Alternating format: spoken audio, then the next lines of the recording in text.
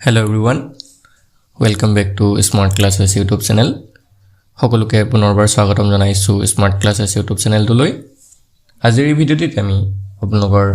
আগন্তুক অনুষ্ঠিত হ'ব লগা GNM নাৰ্ছিঙৰ এন্ট্ৰেন্স এক্সামৰ কাৰণে সহায়ক হোৱাকৈ মেথছৰ এটা বেসিক ক্লাছ লৈ আহিছো আৰু এই ক্লাছটোত কিছুমান কোৱেশ্চন বেসিক কোৱেশ্চন চাম যিখিনি কোৱেশ্চনে আপোনালোকৰ আগন্তুক যি এক্সাম আছে তাৰ কাৰণে প্ৰিপাৰেচন কৰাত হেল্প কৰিব। Okay, so আমি বেছি দেৰি নকৰিম কোৱেশ্চনখিনি ষ্টাৰ্ট কৰিম আৰু এটা কথা ইয়াতে আপোনালোকক জনাই থওঁ যেহেতু আপোনালোকৰ GNM এন্ট্ৰেন্সত তিনটা সাবজেক্ট আহিব এটা হৈছে ইংলিশ এটা সায়েন্স এটা ম্যাথছ তো এই তিনটা সাবজেক্টৰ যিখিনি PDF ফাইল আছে ঠিক আছে PDF ফাইল যদি আপোনালোকৰ লাগে ইম্পৰ্টেন্ট কোৱেশ্চনৰ PDF ফাইলখিনি যদি আপোনালোকৰ লাগে তো আপোনালোকৰ স্ক্ৰিনত দিয়া নম্বৰটোত আমাক WhatsAppত মেছেজ কৰিব 8133840965 okay so মেছেজ কৰি আপোনালোকে পেমেন্টটো কৰি দিলে আমি PDF টো লগে লগে আপোনালোকক সেন্ড কৰি দিম। Okay, so এতিয়া আমি কোৱেশ্চন খিনলে যাও তো ফাৰ্স্ট কোৱেশ্চনটো দিছে স্বাভাৱিক সংখ্যা হৈছে okay the natural numbers are স্বাভাৱিক সংখ্যাবিলাক কোনবিলাক হয় এতিয়া অপচনবিলাক ভালদৰে পঢ়ি চাব যে কোনটো স্বাভাৱিক সংখ্যাৰ শ্ৰেণী হয় ইয়াত অপচন এ দিয়া আছে 1 2 3 4 এনেকৈ আগবাঢ়ি গৈছে তাৰ পিছত দিয়া আছে 0 1 3 3 এনেকৈ আগবাঢ়িছে -1 -2 -3 হিচাপে আগবাঢ়িছে তাৰ পিছত ডি অপচনত দিয়া আছে 1/2 1/3 1/4 এনেকৈ আগবাঢ়িছে সো আমি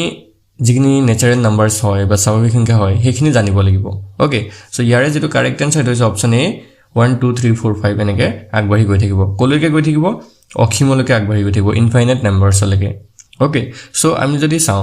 যেটো ফাৰ্স্ট স্বাভাৱিক সংখ্যা হেতু হৈছে 1 ওকে মনত ৰাখিবা ফাৰ্স্ট যেটো স্বাভাৱিক সংখ্যা আছে বা ন্যাচাৰাল নাম্বাৰ আছে হেতু হৈছে 1 1 ৰ পৰা ষ্টাৰ্ট কৰি 2 3 4 5 এনেকৈ কলৈকে গৈ থাকিব অসীমলৈকে আগবাঢ়ি থাকিব ইনফাইনাইট নাম্বাৰছলৈকে গৈ থাকিব। সো আমি যদি চাও স্বাভাৱিক সংখ্যাখিনি কোনখিনি হয় 1 2 3 4 এইখিনি হয়। ওকে নেক্সট কোৱেশ্চন ভালকে চোৱা কি কৈছে এটা অংকৰে লিখিব পৰা আটাইতকৈ সৰু যুগ্ম সংখ্যাটো কি হয় এটা অংকৰে লিখিব পৰা আৰু আটাইতকৈ সৰু আকৌ কি কৈছে যুগ্ম সংখ্যাবিলাক the smallest even number that can be written with one digit so ইয়াৰ যেটো ৰাইট আনসাৰ হেতু হৈছে অপচন এ 2 ওকে 2 টো হৈছে এটা অংকৰে লিখিব পৰা আটাইতকৈ সৰু যুগ্ম সংখ্যা। চোৱা এতিয়া যুগ্ম সংখ্যা বুলি কৈছে আটাইতকৈ যদি সুধিলে পৰীক্ষাত যদি প্ৰশ্ন সুধিলেন যে এটা অংকৰে লিখিব পৰা আটাইতকৈ সৰু সংখ্যাটো কোনটো হ'ব আটাইতকৈ সৰু সংখ্যাটো সো হেতু হৈ গলতেন যদি যুগ্ম বুলি কয় 2 হ'ব অযুগ্ম বুলি ক'লে 1 হ'ব। ওকে এইবিলাক মনত ৰাখিবা এইবিলাক ইম্পৰ্টেন্ট হয় আটাইতকৈ ডাঙৰ বুলি ক'লে এটা অংকৰে লিখিব পৰা হেতু হৈছে 9 ওকে অযুগ্ম এটো আৰু আটাইতকৈ ডাঙৰ যুগ্ম বুলি ক'লে হেতেন তেতিয়া 8 হলতেন তো এইবিলাক বস্তু আমি জনাটো দৰকাৰ হয়। ওকে নেক্সট কোৱেশ্চন এটা অংকৰে লিখিব পৰা আটাইতকৈ সৰু অযুগ্ম সংখ্যাটো যদি উঠে হেতু হৈ যাব 1 যেটো এটো অপচন কিটাত নাই অপচন কিটা টাইপ কৰোতে খেলিমেলি হল সো এটো 1 হ'ব মই ই অপচন দি দিছো ঠিক আছে the smallest odd number that can be written with one digit is 1 okay আটাইতকৈ সৰু যেটো অযুগ্ম সংখ্যা এটা অংকৰে লিখিব পৰা হেতু হৈছে 1 মনত ৰাখিবা ঠিক আছে। নেক্সট কোৱেশ্চন টো চোৱা একৰ পৰা এখলৈকে কিমানটা মৌলিক সংখ্যা আছে how many prime numbers are there from 1 to 100 এতিয়া মৌলিক সংখ্যা কি হয় ন এই বস্তুটো আমি জানিব লাগিব প্ৰথম কথা হয় নহয় সো মৌলিক সংখ্যা হেবিলাক সংখ্যা হয় যিবোৰ সংখ্যাৰ উৎপাদক ঠিক আছে যিবোৰ সংখ্যাৰ উৎপাদক কেৱল কি হয় দুটা হয় ঠিক আছে উৎপাদক কেৱল কেটা হ'ব দুটা হ'ব যিবোৰ সংখ্যাৰ উৎপাদক কেৱল কেটা হ'ব দুটা হ'ব এটা হৈছে 1 এটা হৈছে 1 ওকে আৰু এটা হৈছে সংখ্যাটো নিজেই ওকে সংখ্যাটো নিজেই সেই সংখ্যাবিলাকক কি বুলি কোৱা হয় মৌলিক সংখ্যা বুলি কোৱা হয়। সাপোজ আমি एग्जांपल যদি লওঁ 2 উৎপাদক দুটাই আছে 1 আৰু 2 এ হয় 3 উৎপাদক যদি আমি চাওঁ 1 আৰু 3 হয় মানে নহয় 5 ৰ উৎপাদক যদি আমি চাওঁ 1 আৰু 5 এ হয় সো এইবিলাক হৈছে মৌলিক সংখ্যা।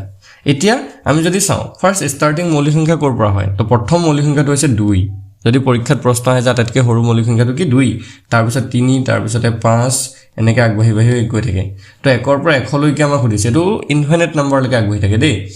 মানে অসীম সংখ্যালৈকে মৌলিক সংখ্যাবোৰ আগবাঢ়ি গৈ থাকে অৰ্থাৎ আমি হিহঁতক গণি শেষ কৰিব নোৱাৰো। তো ইয়াত সুধিছে যে একৰ পৰা এখলৈকে কিমানটা আছে সো এটো হৈছে অপচন বি 25 25টা মৌলিক সংখ্যা আছে একৰ পৰা এখলৈকে কি হয় একিটা চাই লোৱা ইয়াত দিয়া আছে ধুনিয়াকে তোমালোকে স্ক্ৰিনশ্বটটা লৈ লবা 2 3 5 7 11 এনেকৈ কলৈকে থাকিব 97 লৈকে আছে তাৰ পিছতো আছে এখৰ পিছতো আছে নহয় সো হেখিনি আমি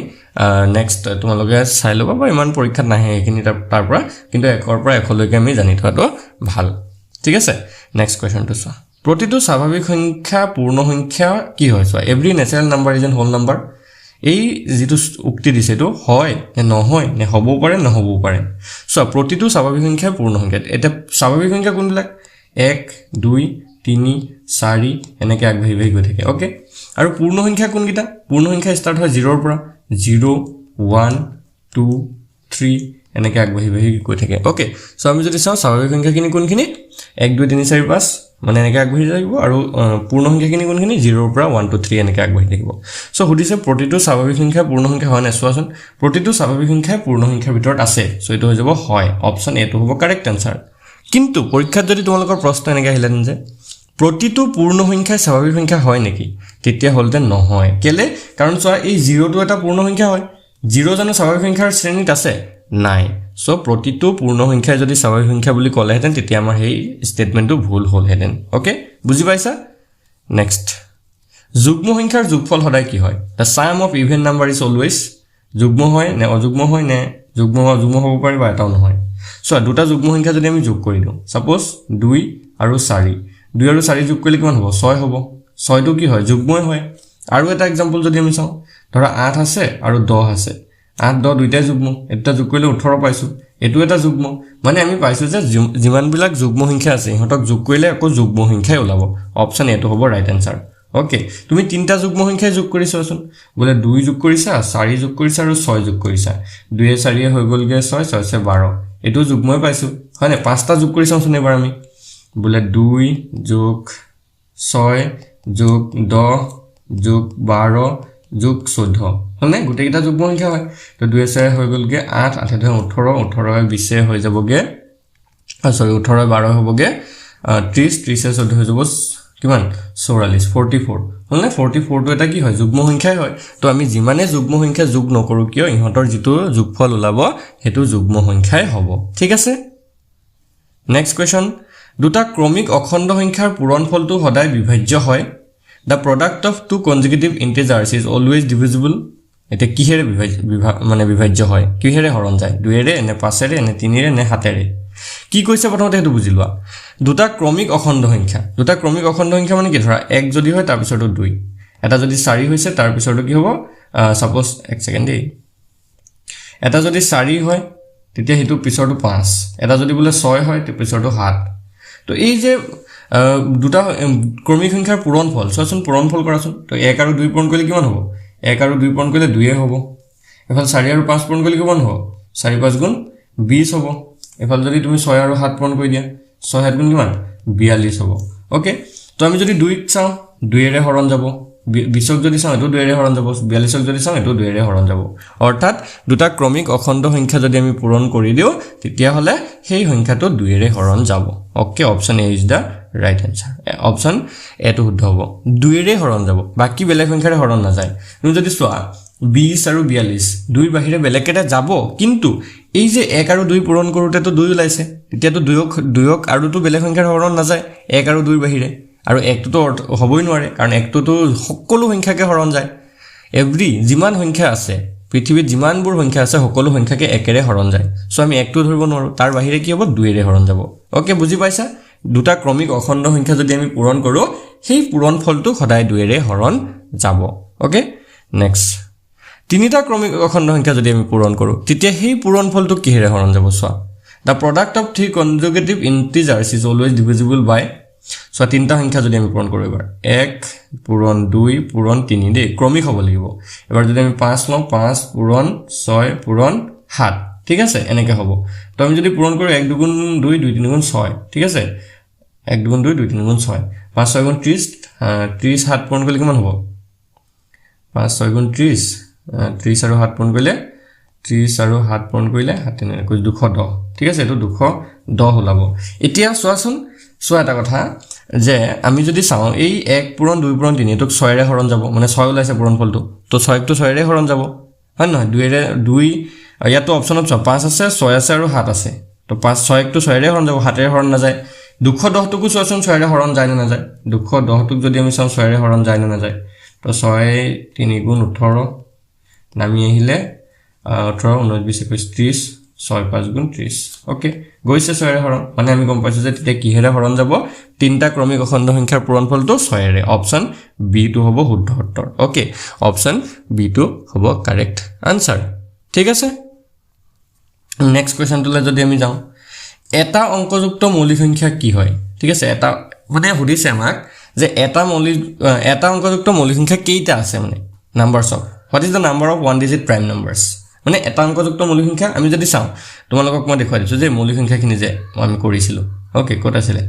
এইখিনি আছিল তো এটা অংকযুক্ত মৌলিক সংখ্যা কেইটা আছে চোৱা এইটো এটা 2 এটা 3 এটা 5 এটা আৰু 7 মানে 4টা আছে ওকে এই 4টা হৈছে এটা অংকযুক্ত মৌলিক সংখ্যা সো আমি যদি চাওঁ 4টা অপচন শুদ্ধ হ'ব আমাৰ ক'ত গ'ল এইটো 4টা অপচনটো শুদ্ধ হ'ব ওকে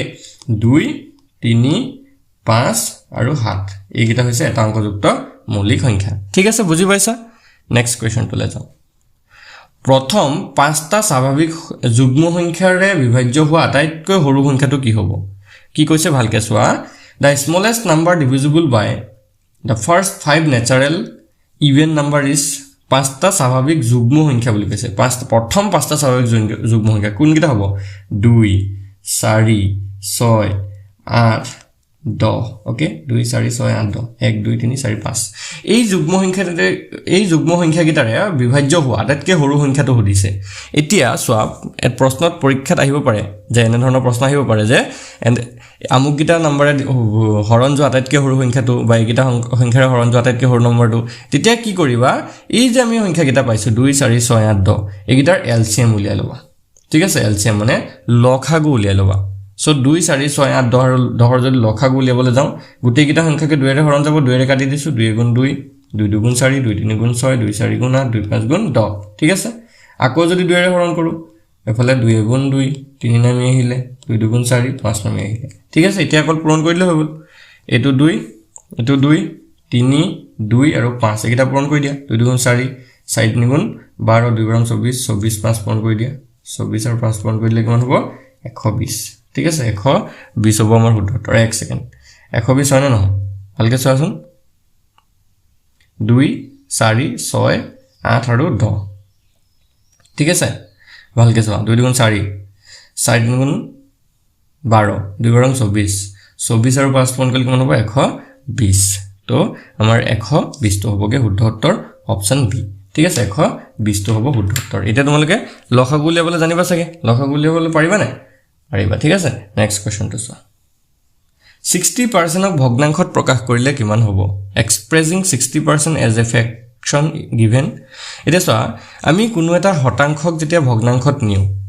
ধৰা উদাহৰণস্বৰূপে 5% আছে 5% যদি আমি ভগ্নাংশলৈ নিও তেতিয়া কি হ'ব এটো ওপৰত 5 লিখি দিয়া তলত 100 এটা দি হৰণ কৰি দিলে হৈ যাব ঠিক আছে 5 লিখি 100 ৰে হৰণ কৰি দিয়া হৈ যাব তেতিয়া কাম তো 5 যদি 100 কাটি দিয়া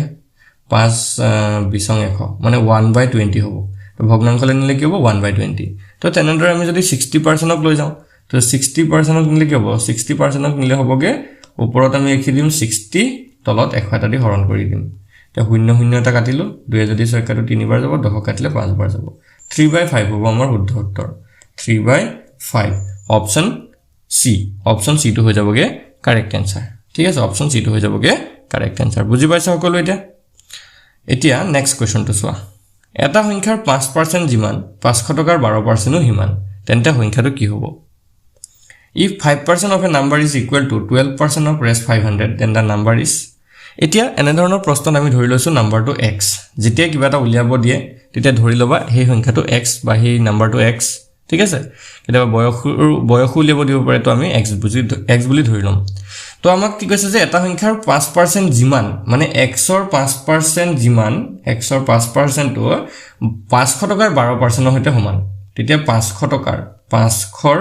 12% ৰ হৈতে সমান মাজত আমি সমান চিহ্ন দিলু নহয় এতিয়া 5% অতৰাই দিয়া আমি পাৰ্সেন্ট অতৰাই শিকি আইছো ইতিমধ্যে তো এটা হৈ যাব x * 5/100 আৰু ইয়াত থাকিব 500 ৰ মান ইনটু নহয় জানো ইনটু 12/100 হৈ গল যে 100 দুটা শূন্য কাটিলো 500 দুটা শূন্য কাটি গল ইয়াতে 5 যদি 100 কাটি দিয়া 20 বাৰ যাব এতিয়া কি হ'ব এটো x/20 আৰু ইয়াত থাকিব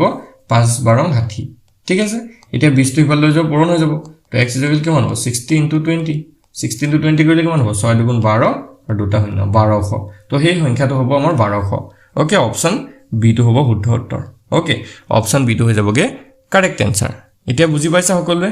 সকলোৱে বুজি পাইছে তো আজি আমি এইখিনি কোৱেশ্চন চালো একদম ইজি কোৱেশ্চন কিছুমান ৰাখিছো ইয়াৰ নেক্সট ক্লাছত আৰু এনা ধৰণৰ কোৱেশ্চন তোমালোকৰ কাৰণে লৈ আনিম যদি তোমালোকে ভিডিওটো ভাল পাইছা ভিডিওটো এটা লাইক কৰি দিবা আৰু যদি তোমালোকৰ PDF খিনি লাগে তেতিয়াহ'লে আমাক এই নম্বৰটোত মেছেজ কৰিবা 8133840965 এই নম্বৰটোত মেছেজ কৰি তোমালোকে গোটেইখিনি GNM ৰ PDF লৈ ল'ব পাৰিবা ঠিক আছে আৰু এইখিনি পঢ়িলে তোমালোকে আৰামছে চিট পাই যাবা ধন্যবাদ